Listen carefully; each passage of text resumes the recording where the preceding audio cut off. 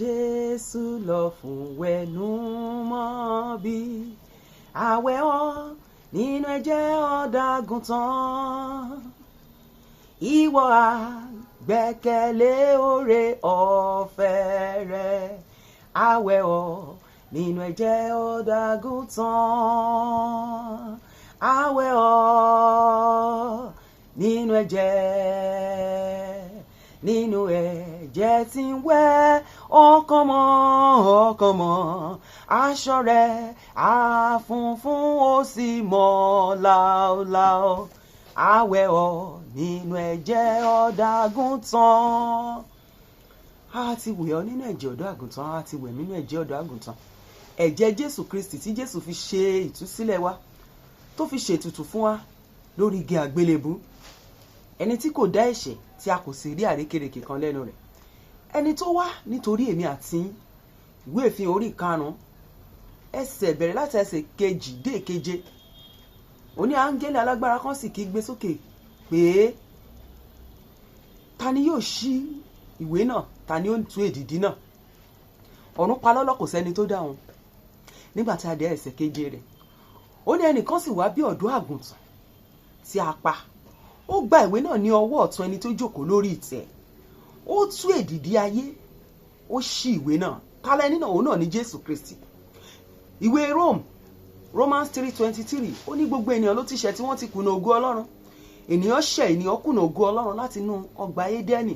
Ènìyàn ó já Ọlọ́run kulẹ̀, ènìyàn jogún ẹ̀ṣẹ̀ nípasẹ̀ Ádámù àti Éfà. Ọlọ́run lé ènìyàn jáde níbi ìtura rẹ̀. Ẹ̀rí. Ṣùgbọ́n ìwé Róòmù orí 5 ẹsẹ̀ 8 yẹn wá wípé Ọlọ́run fi ìfẹ́ òun ti ka lára rẹ̀ hàn sí wa ní èyí pé nígbà tí a jẹ́ ẹlẹ́ṣẹ̀, Jésù kú fún wa. Nígbà tí mo jẹ́ ẹlẹ́ṣẹ̀, tí ẹ̀yin jẹ́ ẹlẹ́ṣẹ̀, Jésù kú fún wa. Ọlọ́run fún wa ní Jésù Kristi ọmọ rẹ̀, gẹ́gẹ́ bí ìwé Jòhánù orí 3 ẹsẹ̀ 14 ti wípé ní nítorí Ọlọ́run fi aráyé tó bẹ́ẹ̀ gẹ́ tí ó fi ọmọ bíbí rẹ̀ kan ṣoṣo fún ni, kí ẹnikẹ́ni tí ó bá ti gbàgbọ́ má bàa ṣègbé, ṣùgbọ́n kí ó lè ní ìyè àìnípẹ̀kun. Ǹjẹ́ ẹ gba Jésù Kristi gbọ́ bí? Kì í ṣe iṣẹ́ àmì àti iṣẹ́ ìyanu akọ́lẹ̀ ń wá káàkiri. Ẹni tí ń ṣe iṣẹ́ àmì àti iṣẹ́ ìyanu tí jẹ́ Jésù, ǹjẹ́ ẹ dámọ̀? Lóòótọ́ Kristẹni ni wá o, à ń lọ ṣọ́ọ̀ṣì, kódà gan òṣìṣẹ́ ni wá nínú ọgbà àjàrà, akọrin ni wá, aṣọ́nà ni wá, Sunday school teacher ni wá, ìyàwó pásítọ̀ ni wá, ǹjẹ́ a mọ ẹni tí Jésù ń ṣe? Ǹjẹ́ a ti ní ìbápàdé pẹ̀lú Jésù Kristi? Ǹjẹ́ Jésù ti bá ọkàn yín pàdé? Ó ti bá ọkàn mi pàdé. Ẹni tó wá ká lè ní ìyè, kí n lè ní ìyè. Ẹni tó ṣiṣẹ́ ìgbàlà wa lórí igi àgbélébú. Jésù náà tún ń pè wá lónìí, gẹ́gẹ́ bó ti sọ nínú ìwé ìfihàn orí 3 ẹsẹ̀ 20. Jésù wípé ó ní èmi dúró ní ẹnu ilẹ̀kùn, mo sì ń kanlẹ̀kùn. Bí ẹnikẹ́ni bá gbóhùn mi, ẹnikẹ́ni ló sọ, bí ẹnikẹ́ni bá gbóhùn mi, bí adigunjalè bá gbóhùn rẹ̀, bí alágbèrè bá gbóhùn rẹ̀, bí apànìyàn bá gbóhùn rẹ̀, bí oṣó bá gbóhùn rẹ̀, bí àjẹ́ bá gbóhùn rẹ̀, bí èmèrè bá gbóhùn rẹ̀, bí ẹnikẹ́ni bá gbóhùn mi tí ó sì ṣí ilẹ̀kùn wo, òun náà ní ilẹ̀kùn ọkàn wa. Ó ní èmi ó wọlé tọ̀ ọ́ wá, èmi ó bá jẹun àti òun pẹ̀lú mi. Daddy, mommy, brother, sister, Jésù ń kanlẹ̀kùn ọkàn yín lónìí. Ó ń kanlẹ̀kùn ọkàn èmi náà. Ọmọ, fi ọkàn rẹ fún mi. Kò béèrè owó, kò béèrè nǹkan mìíràn. Ọkàn wa ni, fi ọkàn rẹ fún mi. Ó sọ nínú ìwé Hébérù orí 4 ẹsẹ̀ 7, ó ní lónìí bí ẹ̀yin bá gbóhùn rẹ̀, ẹ má ṣe sí ọkàn yín le. Ọkàn wa ló ń béèrè. Torí pé tí ènìyàn bá ti kú, ọkàn yẹn lá padà lọ sọ́dọ̀ Kristi, lá lọ jíyìn gbogbo ohun tí èèyàn gbélé ayé ṣe. Òun ló ṣe sọ nínú ìwé Matthew 6:33. Ó ní ẹ tètè kọ́kọ́ wá ìjọba Ọlọ́run àti òdodo inú rẹ̀, gbogbo èyí tó kù la ó sì fi kún fún wa. Ǹjẹ́ ṣé ń wá ìjọba Ọlọ́run? Ṣé mi náà ń wá ìjọba Ọlọ́run? Èyí tó kù tá ó fi kún fún wa, ṣé nǹkan là ń wá káàkiri inú ayé yìí? Ilé ayé asán, ilé ayé ìmúlẹ̀mọ́fo. Ayé tá a wà yìí ọjà ni, oko láyé, àwa náà nínú ayé ni. Ìwé Fílípì orí 3 ẹsẹ̀ 20 wípé ó ní ìlú ìbílẹ̀ wa ń bẹ ní ọ̀run, níbi tí a ti ń gbé fojú wọ̀nà fún olùgbàlà wa Jésù Kristi. Ìlú ìbílẹ̀ wa ọ̀run ló wà. Àtìpó ni wá nínú ayé, àlejò la jẹ́ nínú ayé, ọjà láyé. Kí ló dé ta wá ń wálé ayé ìmọ̀yà kókókókó bí ètà ní fi ayé sílẹ̀ mọ́? Ìwé Mark 8:36 yẹn, ó ní èrè kí ni fún ènìyàn tó jèrè gbogbo ayé tó sọ ẹ̀mí rẹ̀ nù? Èrè kí ló máa jẹ́ fún wa nígbà tá a bá wá jèrè gbogbo ayé tá a sọ ẹ̀mí wa nù? ìwé Tímótì kìíní orí 4 ẹsẹ̀ 7 ó ní nítorí a kò mú ohunkóhun wá sí ayé bẹ́ẹ̀ ni a kò sì ní mú ohunkóhun padà. Ìwò láwá ìwò náà lá padà, a mú ohunkóhun wá bẹ́ẹ̀ ni a kò sì ní mú ohunkóhun lọ. Kí ló dé tá ṣe pé gbogbo ayé là ń fi gbogbo ayé wá káàkiri, gbogbo làálàá jọ̀njọ̀n ìkòkò kòkòkò inú ayé ló mọ̀. Ǹjẹ́ à ń ṣiṣẹ́ fún ọ̀run báyìí? Ǹjẹ́ à ń ṣiṣẹ́ fún ilé ológo bí tá ó padà sí? Ǹjẹ́ bá ti ń múra fún asán ayé àṣẹ bẹ́ẹ̀ múra fún ìjọba Ọlọ́run? Ǹjẹ́ ẹ má jà gbàgbé wúndíá 10 nínú Bíbélì? 5 ṣe ọlọ́gbọ́n, wọ́n fi òróró sínú àtùpà wọn ò kú. 5 tó ṣaláìgbọ́n, òróró àtùpà wọn kú lọ. Wọ́n mọ̀ pé ọkọ ìyàwó yóò tètè dé bó ṣe dé yẹn. Ǹjẹ́ mi àti yín gẹ́gẹ́ bí wúndíá, ṣé wúndíá tó ṣọlọ́gbọ́n ni wà bí wúndíá tí ò ṣọlọ́gbọ́n? Ṣé òróró inú àtùpà wa ò ti máa kú? Ṣáà máa fi àwọn ayé yìí, àwọn asán ayé yìí, a ò fi máa díjọba Ọlọ́run wa lọ́wọ́ báyìí. Jésù ń pè wá lónìí dádì, Jésù ń pè wá lónìí mọ́mì, Jésù ń pè wá lónìí brọ̀dà, ó ń pè wá lónìí sísítà. Ẹ já ṣe àtúnṣe. Ọkùnrin kan wà nínú Bíbélì nínú ìwé Lúùkù orí 19. Jésù ó ń kọjá lọ ní Jẹ́ríkò, ó ń láàrin Jẹ́ríkò kọjá. Arákùnrin tí mò ń sọ̀rọ̀ rẹ̀ yìí Sákéwù ni, olórí agbowó òde ni, ọlọ́rọ̀ sì ni, ṣùgbọ́n tí ń gbọ́ nípa Jésù yẹn tipẹ́tipẹ́. Ó wá náà tiẹ̀ fẹ́ mọ ẹni tí Jésù ń ṣe. Ṣùgbọ́n kan wà nínú ayé rẹ̀, ènìyàn kúkúrú ni, kò sì lè rí Jésù torí ọ̀pọ̀ ènìyàn. Ṣùgbọ́n torí pé ó ti pinnu lọ́kàn rẹ̀ pé òun fẹ́ rí Jésù, òun fẹ́ mọ ẹni tí Jésù ń ṣe. Igi kan sì wà ní ìlú Jẹ́ríkò, igi síkámórè ni. Lọ́gán ni Sákéwù ló bá ṣe kíni, ó bá gorí igi síkámórè lọ. Nígbà tó dé orí igi síkámórè, Jésù débẹ̀, ó ní Sákéwù sọ̀kalẹ̀ wá. Kò bá Jésù jiyàn, kò jiyàn pẹ̀lú Jésù. Kíákíá ni ó sáré sọ̀kalẹ̀ wá.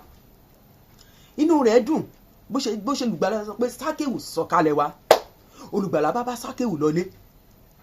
Ó bá ní Olúwa, gbogbo tí mo ti gbà, tí mo ti fipá gbà lọ́wọ́ àwọn ènìyàn, tí mo ti fi ẹ̀sùn èké gbà lọ́wọ́ ènìyàn, èmi ò dá padà ní ìlọ́po 4. Jésù ní Sákéwù lónìí ní ìgbàlà wọlé rẹ̀. Ìgbàlà tòótọ́. Ǹjẹ́ ẹ ti ní ìgbàlà tòótọ́? Ǹjẹ́ mo ti ní ìgbàlà tòótọ́? Ǹjẹ́ kì í ṣe pé a jẹ́ Kìrìsìtẹ́nì aláfẹnujẹ́? Ìwé Ìṣe àwọn Àpọ́stólì yẹn wípé ó ní Áńtíókù ni a ti pè àwọn ọmọ ẹ̀yìn ní Kìrìsìtẹ́nì. Ìwà àti ṣe wọn ó fi wọ́n hàn gẹ́gẹ́ bí Kristi, gẹ́gẹ́ bí Kìrìsìtẹ́nì, gẹ́gẹ́ bí ọmọlẹ́yìn Kristi ní tòótọ́. A rí Kristi kà nínú ayé wọn, òun ló jẹ́ ká pè wọ́n ní Kìrìsìtẹ́nì. Ǹjẹ́ mi àti yín gẹ́gẹ́ bí Kristi kéékèèké ti ìsinsìnyí, ǹjẹ́ a lè rí Kristi kà nínú ayé wa? Báwo la ti ń gbé ìgbé ayé wa? Báwo la ti ń ṣe? Jésù máa ń pè wá. Jésù ń pè wá lónìí dádì, Jésù ń pè wá lónìí mọ́mì. Ẹ jẹ́ á kọ ọ̀nà búburú wa sílẹ̀. Àwọn iṣẹ́ ẹran ara, àwọn ìfẹ́kùfẹ́ ayé, ẹ jẹ́ á kọ sílẹ̀.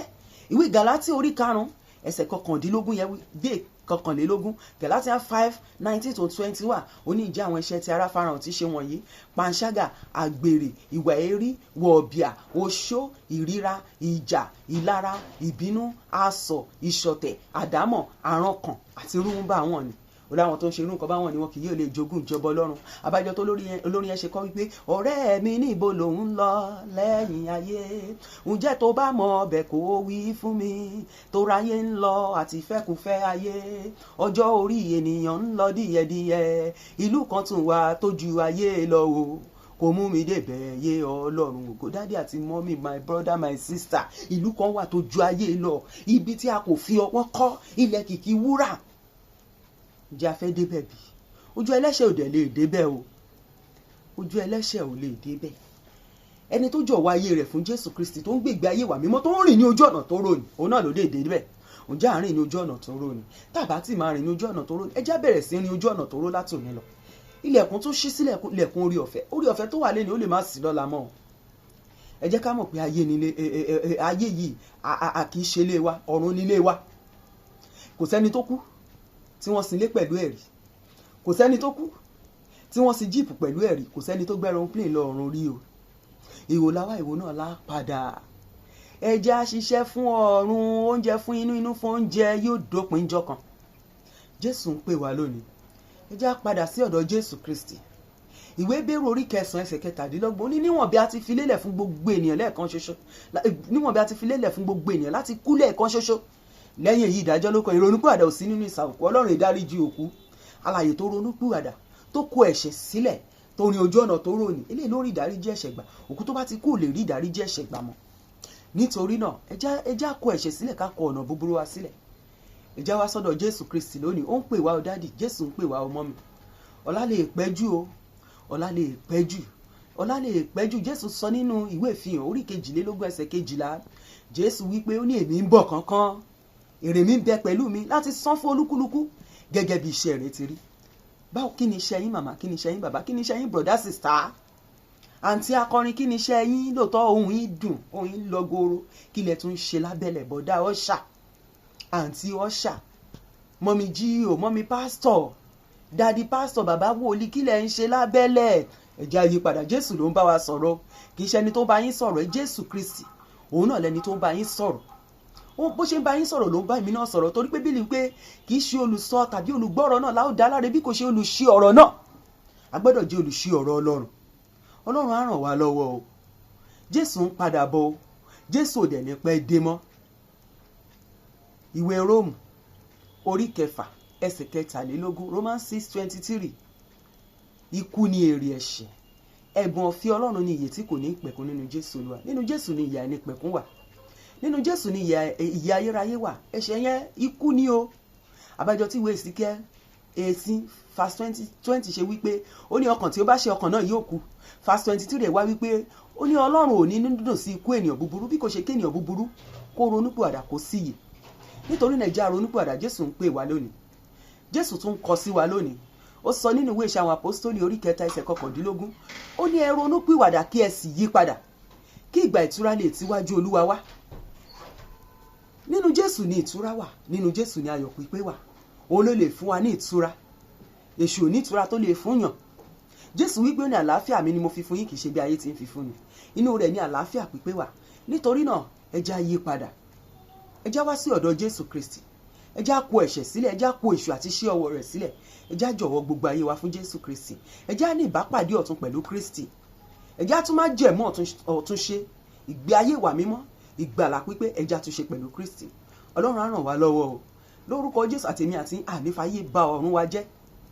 Ìfẹ́kùfẹ́ ara tó ń bọ ọkàn wa jagun, Ọlọ́run á gbà wá. Ẹ já sọ fún Ọlọ́run pé Olúwa, mo fẹ́ ní ìbápàdé ọ̀tun pẹ̀lú ìwọ Kristi. Olúwa ràn mí lọ́wọ́, tún ayé mi ṣe wọnú ayé mi, fọkàn mi ṣe bùgbé, fáyé mi ṣe bùgbé.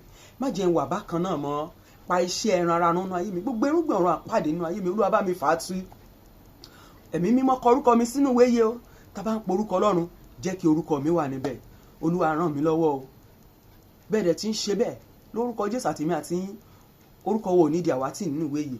Ilé ológo tá à ń lépa, Jésù àmúadélé. The Lord will bless us in the mighty name of Jesus. Ẹ jẹ́ kí a máa fi ọ̀run sọ́kàn ní gbogbo ìgbà, ní gbogbo àkókò. Ọlọ́run á ràn wá lọ́wọ́ o. May the Lord bless us. Olúwa bá mi pàdé, Jésù bá mi pàdé o. Ìbápàdé tí yóò tún ayé mi ṣe. Olúwa bá mi pàdé o bàbá. Olúwa bá mi pàdé. Jésù bá mi pàdé o. Ìbápàdé tí yóò yí ayé mi padà sí rere. Olúwa bá mi pàdé o bàbá. Jésù bá mi pàdé. Olúwa bá mi pàdé o. Ìbápàdé tí yóò gbé ayé mi dìde. Olúwa bá mi pàdé o bàbá. Olúwa bá mi pàdé. Jésù bá mi pàdé o. Ìbápàdé tí yóò tún ìtàn ayé mi kọ. Jésù bá mi pàdé o bàbá. Arákùnrin kan mà wà nínú Bíbélì nínú ìwé Sámúẹ́lì kínní orí 9. Ẹni Sọ́ọ̀lù ọba ni. Kó tó di ọba, kẹ́tẹ́kẹ́tẹ́ Kíṣì bàbá rẹ̀ sọnù. Kíṣì bàbá rẹ̀ bá rán òun àti ìránṣẹ́ bàbá rẹ̀ pé ẹ lọ wá kẹ́tẹ́kẹ́tẹ́ mi. Níbi tó ti ń wá kẹ́tẹ́kẹ́tẹ́ Kíṣì bàbá rẹ̀, wọn ò rí. Ṣùgbọ́n torí pé àwọn ọmọ Ísírẹ́lì sì ń béèrè pé àwọn fẹ́ ọba o, nígbà tí ò tí ì tó àkókò fún wọn. Ṣùgbọ́n torí pé agídí ọkàn wọn láwọn ṣàfi ọba dandan, wọn kígbe lé Sámúẹ́lì lórí. Ọlọ́run sọ pé Sámúẹ́lì, nǹkan tí wọ́n béèrè má wọrí, òun ò fún wọn. Ọlọ́run dẹ̀ ti bá Sámúẹ́lì sọ̀rọ̀ nípa Sọ́ọ̀lù níbi tí Sọ́ọ̀lù ti ń wá kẹ́tẹ́kẹ́tẹ́ Kíṣì bàbá rẹ̀. Sámúẹ́lì ṣe alábàápàdé rẹ̀. Nígbà tóun àti Sámúẹ́lì tún ìgò òróró lé lórí, ó sọ ọkàn Ọlọ́run fún.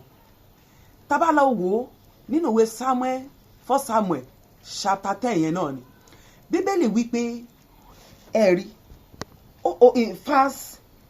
tabawo verse 9 yẹn ó ní ọlọ́run sì fún ní ọkàn mìíràn. Ta ni ọlọ́run fún ní ọkàn mìíràn? Ọlọ́run fún Sọ́ọ̀lù ní ọkàn mìíràn. Ẹgbẹ́ àwọn wòlíì sì pàdé rẹ̀, ó sọ tẹ́lẹ̀, òun náà bẹ̀rẹ̀ sí sọ tẹ́lẹ̀ láàrin àwọn wòlíì. Àwọn ènìyàn ní Sọ́ọ̀lù náà ṣe wòlíì bí, ó ti darapọ̀ mọ́ wòlíì, ó ti di wòlíì. Ìbápàdé ọlọ́run pẹ̀lú Sọ́ọ̀lù ó yí ayé ẹ̀ padà sí rere. Ọlọ́run fún ní ọkàn mìíràn. Mo fẹ́ jẹ́ ká gbàdúrà pé Olúwa, mo nílò ìbápàdé rẹ nínú ayé mi, mo nílò ìbápàdé rẹ nínú ilé mi, mo fẹ́ ìbápàdé rẹ lórí ọmọ, lórí ọkọ, lórí iṣẹ́ mi, lórí iṣẹ́ ìránṣẹ́ mi. Olúwa bá mi pàdé ní ọ̀nà ọ̀tun, ìbápàdé tí yóò fà mí lórí sókè, ìbápàdé fún ìgbéga, ìbápàdé fún àṣeyọrí ńlá. Olúwa bá mi pàdé. Àrọ̀lẹ̀ ẹnu ọ̀nà tẹ́ḿpìlì yẹn ayálọ́rọ̀ láti inú ìyá rẹ̀ wá ni, àti inú ìyá rẹ̀ wá ló ti yárọ́. Ṣùgbọ́n ibi dídára tí Ọlọ́run fẹ́ jẹ́ kó wọ̀, torí pé ó wà ní ipò arọ yẹn kò lè wọbẹ̀, ó ń wọbẹ̀ lọ́ọ̀kan ni. Agbára wo náà ni ò jẹ́ kémi àti yín débi gíga tọ́lọ́run fẹ́ jẹ́ ká dé? Agbára wo ni ò fẹ́ jẹ́ ká wọnú ìṣelógo? Lórúkọ Jésù, ìbápàdé tí ó já wa gbà lọ́wọ́ rẹ̀, lórúkọ Jésù kárí gbà ní òní. Jòhánù àti Pétérù wọ́n ń lọ ni, bó ṣe ń lọ arọ yẹn, torí pé ìrètí rẹ̀ lọ́wọ́ àwọn ènìyàn náà ni wípé kí wọ́n ṣe kí ni, owó ni, ó ń tọrọ ni. Pétérù àti Jòhánù ní, wò wá dáadáa o, fàdákà àti wúrà àwa ò ní o, ṣùgbọ́n ta ní náà ni pé ní orúkọ Jésù dìde kí o sì máa rìn. Torí pé Bíbélì ti fún wa ní orúkọ tó ju gbogbo orúkọ lọ, pé ní orúkọ Jésù Kristi ní kí gbogbo eékún wólẹ̀, àkọ́pẹ́ àwọn tó ń bẹ ní òkè ní ilẹ̀ àti ní ìsàlẹ̀ ilẹ̀. Orúkọ yẹn náà gbé arọ yẹn dìde. Ẹ jẹ́ káwa náà pe orúkọ Jésù Kristi. Orúkọ Jésù Kristi gbé mi dìde nínú ipò arọ tí mo wà, nínú ipò tí Sátánì dá mi gúnlẹ̀ sí, ipò àìláṣeyọrí, ipò tí mo wà tó ń gbomijé lójú mi. Olúwa gbé mi dìde. Jésù, ìbápàdé rẹ tí ó gbé mi dìde, Olúwa fi bí ayé mi wò. Nínú ìwé Iṣẹ́ àwọn Àpọ́stólì orí 14, Paul wà ní Lístra, ó ń sọ̀rọ̀ Ọlọ́run. Arọ kan náà wà níbẹ̀ tàbí lárọ láti inú ìyá rẹ̀ wá. Arọ yẹn ó gbàgbọ́, ó ń wo Paul bó ṣe ń sọ̀rọ̀ Ọlọ́run. Ẹ̀mí mímọ́ pè Paul tí àkíyèsí arọ yẹn, ó rí i pé ó gbàgbọ́ fún ìgbédìde. Ǹjẹ́ ẹ̀yin náà gbàgbọ́ fún ìgbédìde? Ǹjẹ́ mi náà gbàgbọ́ fún ìgbédìde? Ẹ jẹ́ ká béèrè pé Olúwa, ìbápàdé rẹ tí ó gbé mi dìde, Olúwa yọ̀ǹda sínú ayé mi ní òwúrọ̀ yìí. Ìbápàdé rẹ tí ó connect mi mọ́ ibi gíga, Olúwa yọ̀ǹda rẹ̀ sínú ayé mi lówùrọ̀ yìí. Ìbápàdé rẹ tí ó mú mi fò, Olúwa yọ̀ǹda rẹ̀ sí nínú ayé mi. Ẹ máa bá Ọlọ́run sọ̀rọ̀ pẹ̀lú ìgbàgbọ́. Ẹ rí arọ yẹn bí Paul ṣe ń sọ̀rọ̀. Paul ní dìde, èyí tó yẹ kó fi dìde ó fò torí pé ìgbàgbọ́ rẹ̀. Ǹjẹ́ a ní ìgbàgbọ́? Ẹ jẹ́ káwa náà pariwo pẹ̀lú ìgbàgbọ́. Olúwa, ìbápàdé tí ó gbé ayé mi dìde, ìbápàdé tí ó mú mi fò, ìbápàdé tí ó mú mi rìn, ìbápàdé tí ó mú mi lọ síbi gíga, Olúwa yọ̀ǹda ẹ̀ sínú ayé mi. Mo fẹ́ ìbápàdé rẹ̀ lórí ayé mi, lórí ilé mi, lórí ọkọ, lórí ọmọ, gbogbo bí ta ti fẹ́ ìbápàdé Ọlọ́run. Ẹ jẹ́ á bẹ̀rẹ̀ sí sọ fún Ọlọ́run.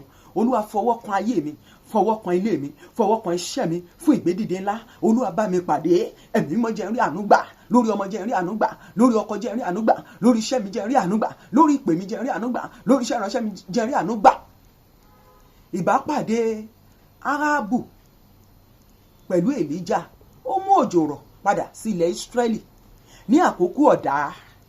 Nínú ìwé àwọn ọba kìíní 17 and 18 mo ti sọ̀rọ̀. Èlíjà wòlíì náà ló sọ pé òjò gbọ́dọ̀ rọ̀ fún oṣù 3 àtààbọ̀. Ìyàn mú gan nílẹ̀ náà gidigidi fún oṣù 3 àtààbọ̀. Ṣùgbọ́n nígbà tí Ọlọ́run kọ sí Èlíjà pé yá lọ fi ara rẹ̀ hàn, òjò rọ̀ sí ilẹ̀ náà. Obìnrin opó Sáréfásì ó fẹ́ pé ìpòǹgbẹ kóun jẹ kóun kú ni. Ṣùgbọ́n lọ́gán tí Èlíjà bá pàdé, òṣì tán nínú ayé rẹ̀, ọ̀daràn rere tán nínú ayé rẹ̀, ẹ̀mí ikú yẹn ó fi ayé rẹ̀ sílẹ̀. Ẹ jẹ́ á sọ fún Ọlọ́run pé Olúwa, ìbápàdé tí ó mú ọ̀dá kúrò nínú ayé mi, ìbápàdé tí ó fòpin sí ọ̀daràn rere nínú ayé mi, ìbápàdé tí ó fi òpin sí ìpọ́njú, òṣì, àìní, ìgbé ayé ojú kan nínú ayé mi. Olúwa bá mi pàdé. Yọ̀ǹda ìbápàdé rẹ̀ sínú ayé mi. Jẹ́ kí n rí àánú gbà. Mo fẹ́ ìbápàdé ìwọ Kristi nínú ayé mi. Olúwa bá mi pàdé ní ọ̀nà ọ̀tun. Ní ọ̀sẹ̀ yìí Olúwa bá mi pàdé. Lórí iṣẹ́ mi gbogbo náà mi Olúwa bá mi pàdé. Ní ìrìn àjò mi bá mi pàdé. Nínú ìgbé ayé ìwà mímọ́ bá mi pàdé. Nínú ọ̀rọ̀ rẹ, nínú àṣàrò ọ̀rọ̀ rẹ bá mi pàdé. Ní gbogbo ọ̀nà Olúwa bá mi pàdé. Ẹ sọ fún Ọlọ́run, Olúwa bá mi pàdé. bá a dẹ̀ tí ń wíbẹ̀ lórúkọ Jésù Kristi, mo gbà á ládùúrà pé àtèmi àti ìbápàdé ọ̀tun tí ayé wa nílò, tí ó tún ìtàn ayé wa kọ, ìbápàdé tí ó yí ayé wa padà sí rere, ìbápàdé fún ìgbéga, fún ìgbélórí sókè, fún àṣeyọrí, fún àlàjá ohun rere lórúkọ Jésù Kristi, mo ní ká rí gbà. Ní gbogbo ibi tá a ti wọn Ọlọ́run, gbójú Ọlọ́run fún ìbápàdé rẹ̀, tá a ti ń gbójú sókè fún Ọlọ́run lórúkọ Jésù, mo ní Ọlọ́run yóò bá wa pàdé. A ó rí àánú Ọlọ́run gbà o, Ọlọ́run yóò sì bùkún fún wa lórúkọ Jésù Kristi. Olúwa bá mi pàdé, Jésù bá mi pàdé o, ìbápàdé tí ó yí ayé mi padà sí rere. Olúwa bá mi pàdé o bàbá, Jésù bá mi pàdé.